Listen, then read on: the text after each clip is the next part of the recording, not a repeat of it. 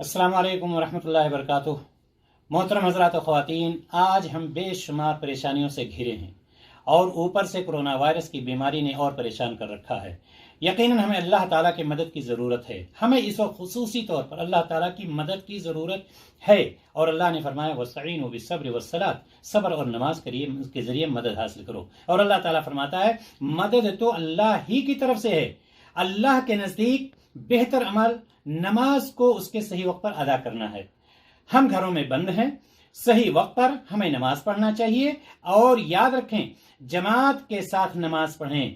جماعت سے پڑھی جانے والی نماز تنہا پڑھی جانے والی نماز سے 27 درجہ افضل ہے۔ لہٰذا رمضان مبارک میں ہم روزہ بھی رکھیں، اپنے گھروں میں جماعت کے ساتھ نماز ادا کریں اور اللہ تعالیٰ کی مدد کو حاصل کریں۔ السلام علیکم ورحمۃ اللہ وبرکاتہ۔